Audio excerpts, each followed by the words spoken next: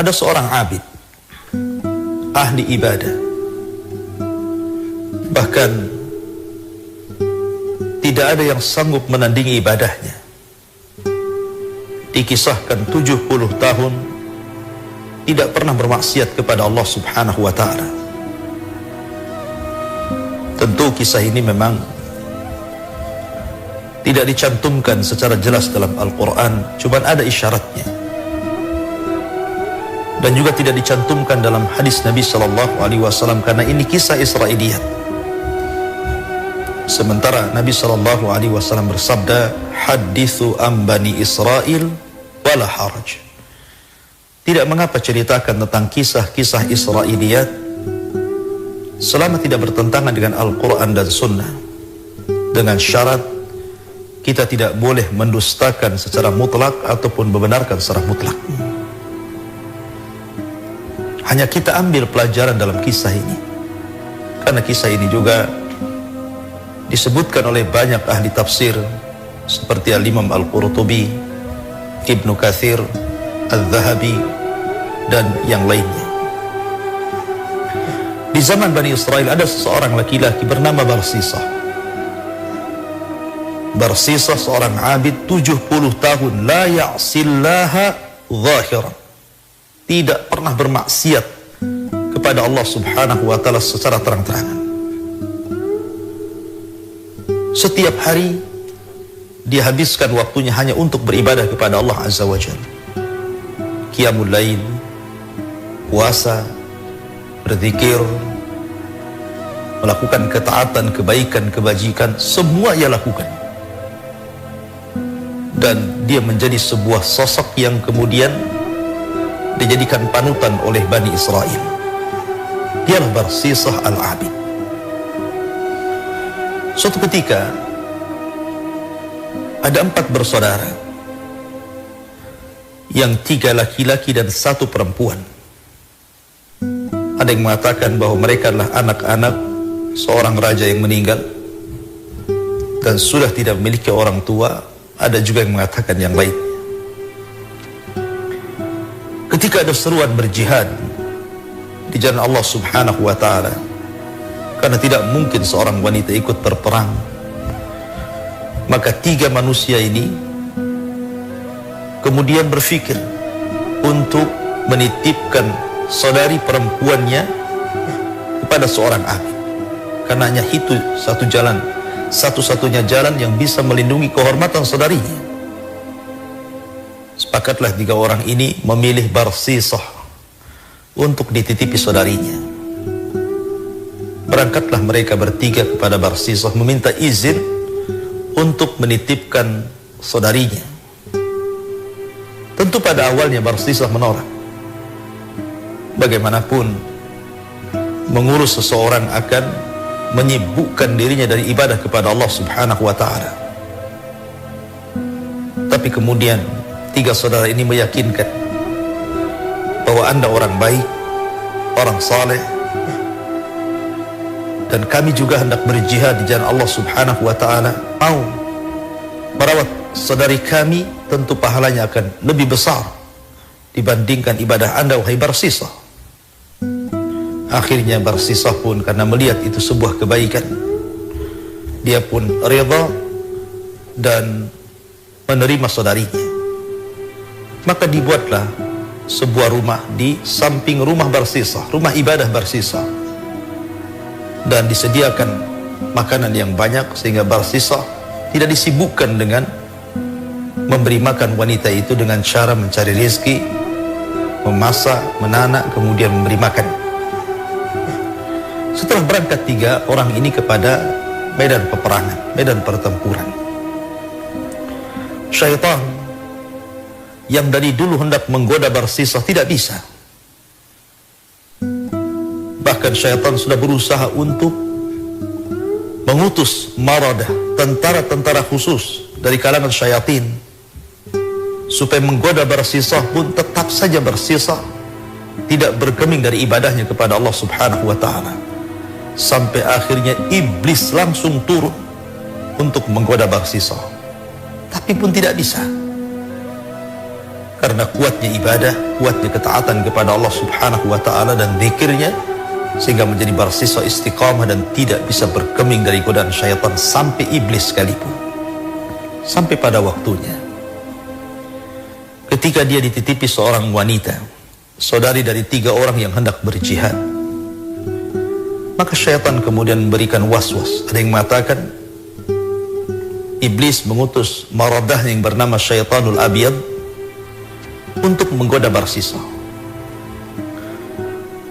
Maka kemudian syaitan pun mulai memberikan was-was kepada Barsisa.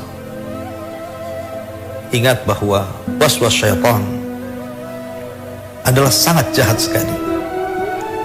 Makanya kita dalam Islam disuruh berlindung dengan 3 nama Allah Subhanahu wa ta'ala. Qul a'udzu birabbin nas, malikin nas, ilahin nas. Aku berlindung kepadamu dengan Rabb manusia, dengan kerajaan yang Allah Subhanahu wa ta'ala miliki, malikin nas, raja manusia, dan juga ilahin nas, sesembahan manusia, min waswasil khannas alladhi waswisu fi sudurin nasi minal jinnati wan nas. Berlindung dari 3 nama Allah dari waswas syaitan. Asyurah muslimin yang dimuliakan Allah Subhanahu wa ta'ala, datanglah syaitan memberikan waswas kepada Barsisa. Ketika itu Barsisa hanya mengantar makanan setiap hari, rutinitas. Dia antar makanan, kemudian diletakkan di pintu rumah gadis tersebut, kemudian pergi kembali kepada saumaahnya, ke tempat ibadahnya, berzikir kepada Allah, salat tahajud dan begitu seterusnya. Sampai pada waktunya waswas syaitan datang dan mengatakan, ya Barsisa, kenapa kau tidak mengucapkan salam ketika meletakkan makanan itu? Bukankah itu lebih baik? Supaya engkau tahu bahwa wanita itu yang berada dalam rumah itu tahu kondisinya, apakah dia sakit ataukah tidak, apakah dia masih hidup ataukah sudah mati. Ucapkan salam supaya kau dengar suaranya. Akhirnya kemudian Barsisa yang tadinya hanya meletakkan makanan kemudian mengetuk dan pergi, mulai dia pun mengucapkan salam, Assalamualaikum.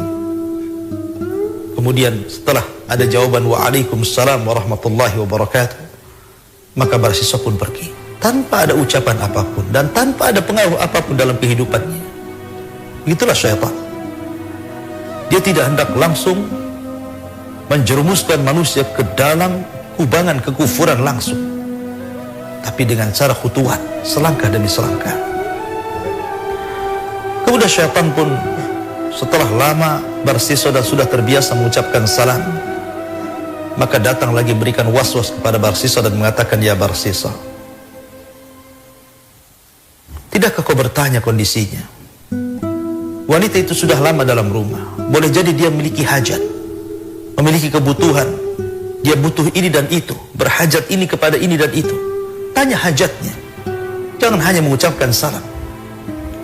Akhirnya Barsisa pun ketika mengantar makanan, kemudian mengetuk, kemudian mengucapkan salam, mulailah dia bertanya, alaki haja, apakah engkau memiliki kebutuhan yang bisa saya ambil atau saya belikan? Cukup menjawab ya ataupun tidak. Kalau memang punya hajat, jawablah punya hajat. Kalau tidak, cukuplah tidak. Sampai di sini tidak terjadi masalah apapun dengan Barsisa dan wanita tersebut. Sampai akhirnya sudah terbiasa seperti itu, syaitan datang lagi dan mengatakan, ya Barsisa, wanita itu sudah lama berada dalam rumah. Boleh jadi dia ketakutan, boleh jadi dia butuh teman untuk bicara. Sebaiknya bukan hanya kau letakkan makanan, kau ketuk pintunya, kau ucapkan salam, kemudian bertanya soal kebutuhan. Cobalah sekali-kali ajak bicara, ngobrol. Subhanallah. Akhirnya syaitan berhasil menggiring sedikit demi sedikit Barsisa ke kubangan maksiat. Mulailah dia mendengar suara wanita itu, dan wanita itu mulai mendengar suara Barsisa al-Abid. Subhanallah. Berawal dari mendengar suara, tentu berakhir dengan ingin melihat orangnya. Itulah fitnah wanita yang disabdakan Nabi SAW, hancurnya para ulama Bani Israel itu karena wanita. Maka mulai kemudian Barsisah pun masuk ke dalam rumah wanita tersebut, kemudian ngobrol, berbincang-bincang, bertanya soal cerita-cerita mereka berdua. Sampai di sini tidak terjadi apapun. Setelah bicara, ngobrol seperlunya, cerita-cerita, maka Barsisah pun kemudian pulang beribadah kembali kepada Allah Subhanahu wa ta'ala. Tapi kemudian syaitan terus menggiring, yang akhirnya kemudian dari mendengar, kemudian melihat, kemudian syaitan menghiasi. Zuyyina linnasi hubbus syahwati minan nisa. Dihiasi wanita itu, alangkah cantiknya wanita itu. Dan wanita itu dihiasi kepada Barsisah, alangkah tampannya Barsisah. Akhirnya lambat laun mulai daripada merayu, kemudian memegang, kemudian bercumbu, sampai akhirnya Barsisah pun berzinah dengan wanita itu. Na'udzubillah. Seorang ibadah, ahli ibadah, 70 tahun tidak bermaksiat kepada Allah. Malamnya dihabiskan untuk tahajud, siangnya dihabiskan untuk puasa, lisannya tidak pernah basah dari zikrullah azza wa jal, jatuh ke kubangan maksiat, berzinah dengan wanita itu. Barsisah pun kemudian menyesal. Setelah melakukan perzinahan itu, dia menangis, menyesal, dan dia tidak hendak menemui gadis itu lagi. Dia tidak sadar gadis itu rupanya hamil dan akhirnya melahirkan seorang anak. Maka sang wanita mengatakan, ya Barsisah, lihatlah, aku melahirkan seorang anak darimu. Apa yang harus aku katakan kepada saudaraku jikalau mereka datang dari jihad? Tentu mereka akan membunuhku. Akhirnya Barsisah pun termenung sampai syaitan datang lagi, memberikan was-was dan mengatakan, ya Barsisah, sebaiknya kau ambil anak itu, kau bunuh dia, supaya tidak ada bekas jejak bahwa engkau telah melakukan fahisyah dengan wanita itu. Pada awalnya Barsisah tidak mau, kan ini membunuh berbuat dosa. Tapi memang tidak ada jalan lain kecuali seperti itu. Akhirnya Barsisah pun masuk ke dalam rumah itu, merebut bayinya, kemudian membawa ke padang pasir, disembelihnya bayi itu, kemudian dikubur. Akhirnya Barsisah pun masuk kepada maksiat berikutnya, dari berzina sekarang membunuh. Cukup sampai di sini? Tidak. Subhanallah. Bagaimana khutuwati syaitan, langkah-langkah syaitan untuk menyesatkan Bani Adam ini. Maka syaitan datang lagi dan mengatakan, ya Barsisah, apakah kau jamin wanita itu kalau seandainya saudara-saudaranya datang, tidak bercerita bahwa engkau sudah berzinah dengan dia, kemudian punya anak dan kau bunuh anaknya, apa kau jamin dia tidak akan cerita? Barsisah pun mulai termenung. Datang syaitan.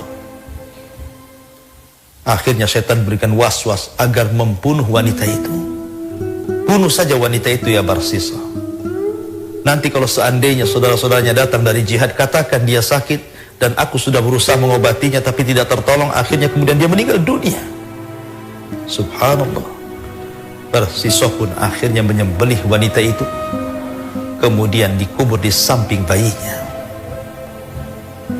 Ma'asyiral muslimin yang dimuliakan Allah Subhanahu wa ta'ala, begitu kejamnya syaitan ketika menggoda anak Adam. Dia tidak akan puas sampai betul-betul Ibnu Adam itu tunduk kepada mereka, karena memang itu janji syaitan di hadapan Allah Subhanahu wa ta'ala. La'aqudannaka siratakal mustaqim, saya akan sesatkan mereka dari jalanmu yang lurus, ya Rabb. Ketika betul-betul saudara-saudaranya datang dari jihad dan mereka selamat dan tidak terbunuh, tiga orang ini kemudian hendak menjemput saudarinya di rumah Barsisah dan mengatakan, ya Barsisah, di mana saudari kami? Kami akan menjemputnya, membawa pulang. Alhamdulillah, kami diberikan kemenangan dalam perang. Kata Barsisah, semoga Allah memperbanyak pahala kalian. Sesungguhnya saudari kalian sakit kemudian parah sakitnya, aku sudah berusaha mengobatinya tapi tidak sanggup juga, akhirnya dia meninggal dunia. Berbohong, berdusta, ya. Begitulah maksiat akan melahirkan maksiat yang lainnya, sebagaimana ibadah juga akan melahirkan ibadah yang lainnya. Akhirnya kemudian 3 bersaudara ini pulang dengan menyesal, menangis kenapa sampai kemudian mereka meninggalkan adiknya hingga meninggal dunia. Kemudian syaitan pun masuk dalam mimpi 3 orang ini dengan mimpi yang sama dan memberitahu bahwa adikmu itu tidak meninggal karena sakit, tapi saudarimu itu meninggal karena dia berzina dengan Barsisah, kemudian hamil, kemudian melahirkan anak. Barsisah membunuhnya, kemudian karena takut akhirnya dia pun membunuh saudarimu. Kalau tidak percaya, lihatlah kuburannya di tempat ini dan itu di padang pasir. Maka keesokan harinya 3 bersaudara ini kemudian bangun. Adanya yang paling kecil bercerita tentang mimpinya. Rupanya kakaknya pun mengatakan hal yang sama, dan yang ketiga pun mengatakan hal yang sama. Disamakan serempak mimpinya seperti itu. Akhirnya kemudian mereka pun berangkat ke padang pasir, menggali padang pasir itu untuk memastikan betulkah saudaranya dikubur di situ. Rupanya betul, dan di sampingnya ada kuburan bayi. Marahlah mereka berdua. Kemudian mereka memberitahu manusia tentang kelakuan Barsisah. Oh, rupanya dia seorang ahli ibadah, 70 tahun tidak bermaksiat kepada Allah, berzikir kepada Allah, tahajud tengah malam, puasa di siang hari. Rupanya dia seorang pezina, pembunuh, pendusta, macam-macam. Marahlah Bani Israel. Manusia-manusia marah kepada Barsisah. Mereka pun kemudian merobohkan tempat ibadah Barsisah, dan mereka pun mencaci maki, melaknat, mendoakan keburukan kepada Barsisah. Maka Barsisah pun kemudian bersembunyi, dan semua orang mencarinya. Ketika itu syaitan datang kepada Barsisah. Ya Barsisah, sesungguhnya aku yang melakukan itu kepadamu. Barulah syaitan ngaku. Tetapi kalau engkau ingin selamat dari mereka, engkau ingin diampuni dosa-dosamu dan kembali kepada keahli ibadahan kamu seperti dulu, kemudian engkau diselamatkan, tidak akan dibunuh oleh orang-orang itu, maka aku akan bisa membantu. Kata Barsisah, apa itu? Sujudlah kepadaku. Kata Barsisah, tidak mau. Sujud, kata syaitan. Kata Barsisah, tidak mau. Tapi ketika kemudian manusia sudah mencari dia dan hampir ketahuan tempat persembunyiannya, akhirnya kemudian Barsisah pun mengatakan, baik, aku akan sujud kalau itu bisa menyelamatkan diriku. Maka Barsisah pun kemudian sujud. Akhirnya kemudian apa yang terjadi? Setelah sujud kepada syaitan, datanglah manusia, kemudian menghakimi Barsisah, kemudian membunuh Barsisah su'ul khatimah. Setelah sujud kepada syaitan, kemudian meninggal su'ul khatimah. Lihat bagaimana khutuwati syaitan. Mulai meletakkan makanan, mengetuk pintu, mengucapkan salam, kemudian bertanya tentang kondisi keadaan, kemudian berbincang-bincang, kemudian berzina, kemudian membunuh anak, kemudian membunuh wanita itu, sampai akhirnya sujud kepada syaitan dan mati su'ul khatimah. Sehingga Allah subhanahu wa ta'ala gambarkan dalam suratul Hasyr, kamathali syaitan idh qala lil insani kfur falamma kafara qala inni bari'un minka inni akhafu Allah rabbal alamin fakana akibatahuma annahuma fin nari khalidina fiha wa dzalika jazaa'u zalimin. Dan ingatlah ketika syaitan berkata, seperti syaitan yang berkata kepada manusia, ukfur, kufurlah engkau, sujudlah kau kepada aku. Kemudian ketika betul-betul orang itu sujud kepada syaitan, maka setan mengatakan, sesungguhnya aku berlepas diri darimu, karena sesungguhnya aku takut kepada Allah Rabb semesta alam. Maka akibat keduanya, syaitan dan Barsisah itu, maka Allah masukkan keduanya ke dalam neraka dikekalkan di dalamnya, dan itulah balasan bagi orang-orang yang zalim. Subhanallah, seorang abid bersisa bisa juga digoda syaitan, apalagi kita. Maka istiqomahlah, berlindunglah banyak-banyak kepada Allah Subhanahu wa ta'ala. Wallahu a'lam.